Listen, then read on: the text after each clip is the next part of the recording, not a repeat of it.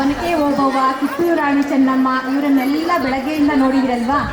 ಈಗ ಮಂಗಳೂರಿನ ಉಳ್ಳಾಳ ಪ್ರಾಂತ್ಯವನ್ನು ಆಳಿದಂತಹ ರಾಣಿ ಅಬ್ಬಕ್ಕ ದೇವಿಯ ಒಂದು ಕಿರು ಪರಿಚಯವನ್ನು ನಾನೀಗ ಮಾಡಿಕೊಡ್ತೀನಿ. ರಾಣಿ ಅಬ್ಬಕ್ಕ ದೇವಿ ಪೋರ್ಚುಗೀಸರ ವೈಸ್ರಾಯಿಯವರೊಡನೆ ನಡೆದಂತಹ ಸಂಭಾಷಣೆಯನ್ನು ಒಂದು ಸಣ್ಣ ಅಭಿನಯದ ಮೂಲಕ ನಾನು ನಿಮಗೆ ತೋರಿಸ್ತೀನಿ.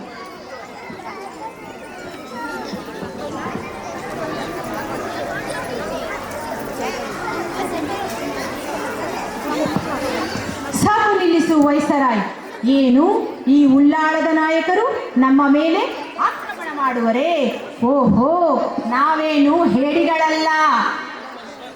ಶೌರ್ಯದಿಂದ ಹೋರಾಡುವ ರಣಸಿಂಹಿಣಿ ರಾಣಿ ಅಬ್ಬಕ್ಕ ದೇವಿ ಈ ಪೋರ್ಚುಗೀಸರ ರುಂಡವನ್ನು ಚೆಂಡಾಡಿ ಅವರ ಕರುಳನ್ನು ಬಗೆದು ಮಾಲೆಯನ್ನಾಗಿ ಧರಿಸುವೆ.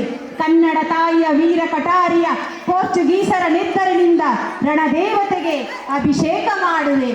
ಓಹೋ, ಕನ್ನಡಾಂಬೆ ಮೇಲಾಣೆ, ಇದುವೇ ನನ್ನ ಪ್ರತಿಜ್ಞೆ. ಪ್ರಧಾನಿಗಳೇ, ಸೈನಿಕರಿಗೆ ಕರೆ ನೀಡಿ ಯುದ್ಧಕ್ಕೆ ಸಿದ್ಧರಾಗಿರಿ, ಶತ್ರುಗಳನ್ನು ಸದೆಬಡೆಯಿರಿ. ಜೈ ಸೋಮನಾಥ, ಜೈ ಭುವನೇಶ್ವರಿ.